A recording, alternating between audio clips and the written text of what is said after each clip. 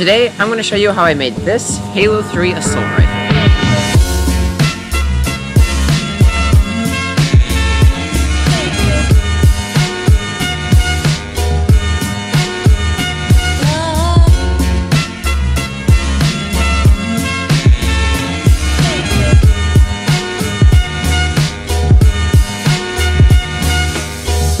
I need a weapon, specifically a Halo 3 assault rifle.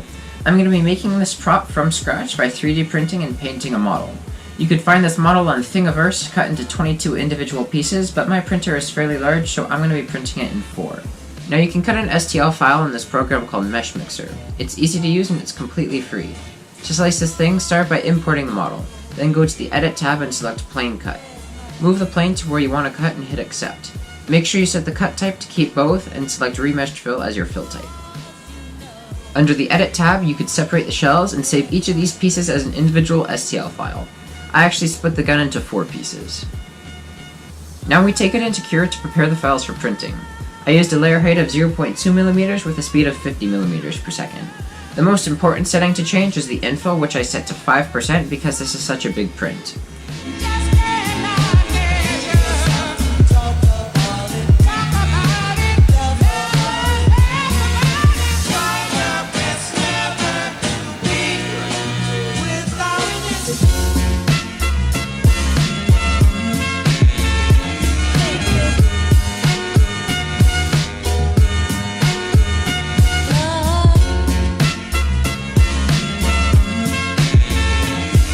Once I had all of the pieces printed, I removed the brim and supports with a knife to get the pieces ready for gluing.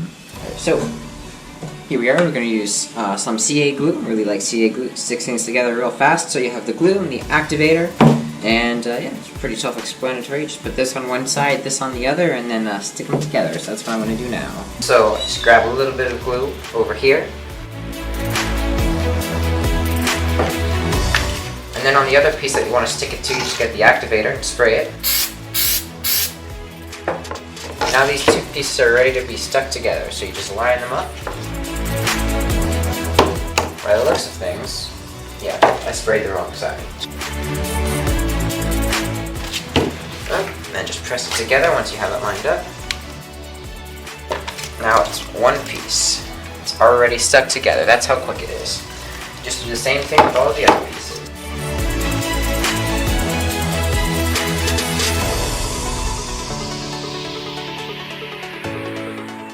Alright, so now we have to fill in these larger gaps, such as this. See this like gap there?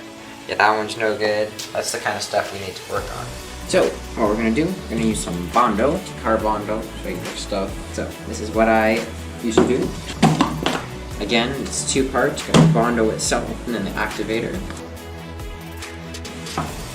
Alright, so here we are, Bondo. Where did I put that active? Here it is. Now you're just going to get the smallest little bit of activator. Just an itty bitty bit. I'm going to grab our popsicle stick, take a little bit of this stuff, and then just go along our seam, and just try to get as much in there as we can.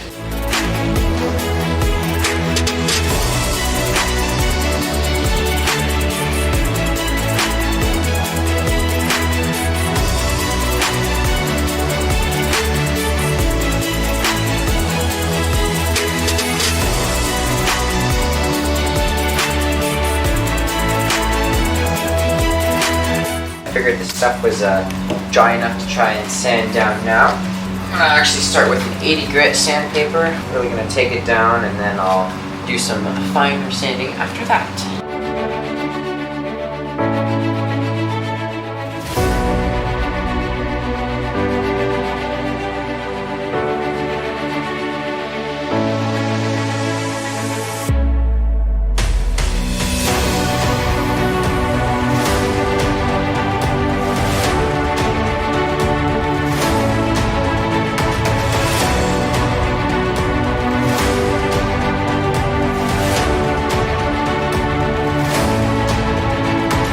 Now what I have to do is first of all I have to print a couple more detailed pieces. The light at the front, the trigger obviously, and magazine. And then what I'm going to do is I have to go out and get some Bondo spot putty and start filling in some of these print lines, at least the larger ones. Filler primer will get most of it, I think, but anywhere where I don't think that'll happen, I just have to fill in with Bondo spot putty.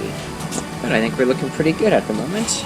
Hi there, it's tomorrow again, so we're going to be doing today some spot putty. Just going to take this, fill in the gaps, spread it out, let it dry, and then I'll have to sand it off later.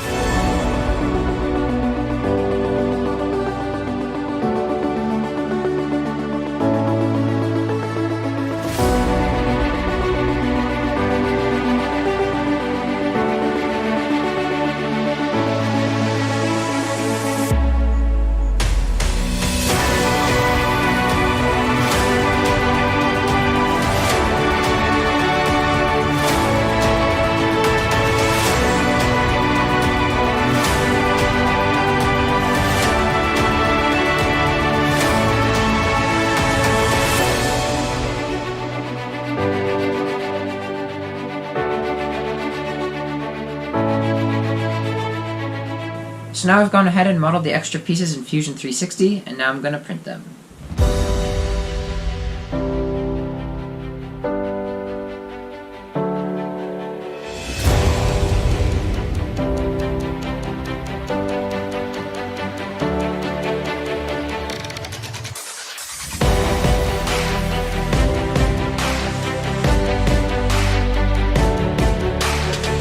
Alright, now I just have to fill in any remaining print lines. So to do this, I'm going to spray everything with filler primer and sand it smooth. I'm going to repeat filler primer, spot putty, and sanding until the gun is as smooth as I need it to be.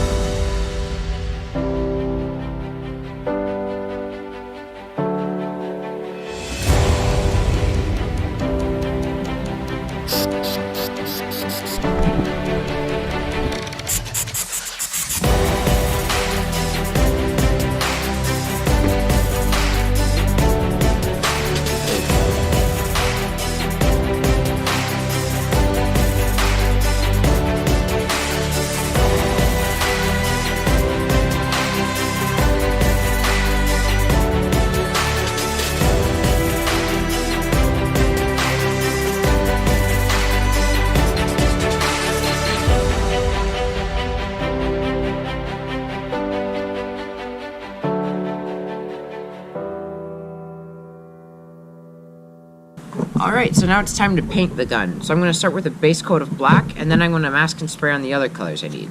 I'm going to use a combination of spray paint, rub and buff, and acrylic paint.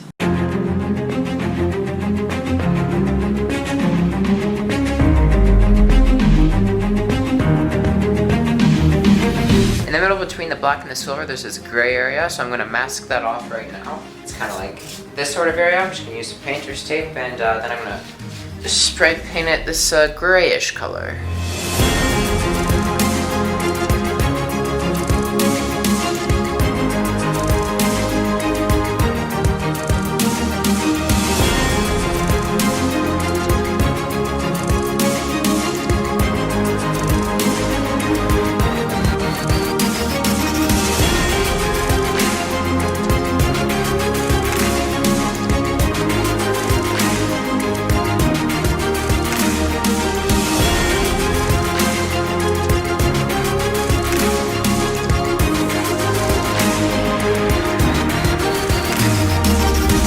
Alright, now I'm just going to mask off the area where the shiny stuff will go.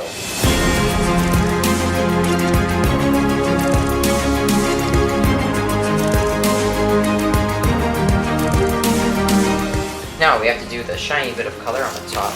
We're going to do this shiny bit at the top, so I'm going to be using some rub and buff. Used this stuff before for the Mandalorian helmet.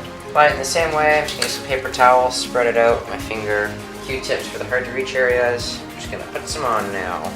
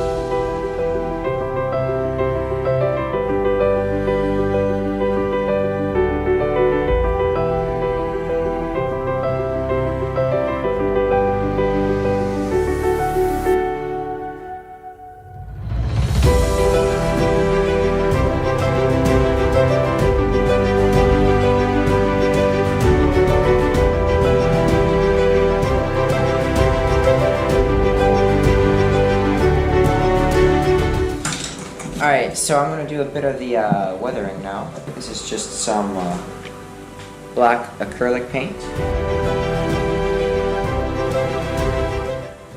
Alright, so all I did was add a little bit of water here. Just watering down some acrylic paint.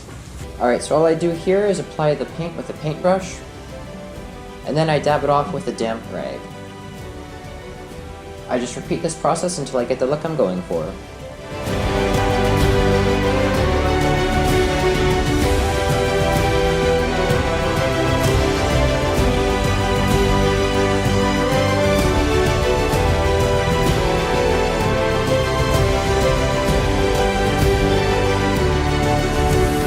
This is what we've got so far.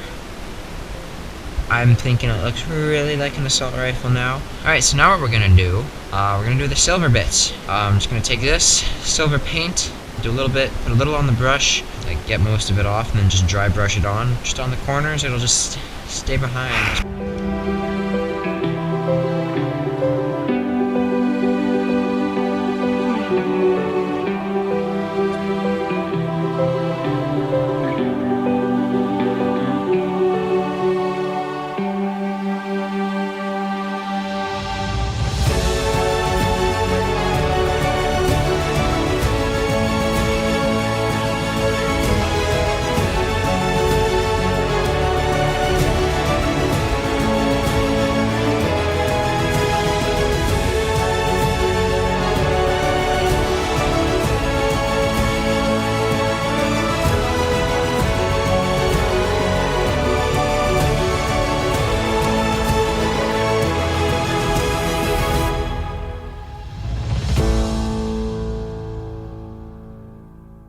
Alright, just a few things left to do now. I'm going to paint the ammo counter blue, and I'm also going to do a few small green lights on the side of the gun. After that, I'm going to coat the whole thing in a clear coat to protect it.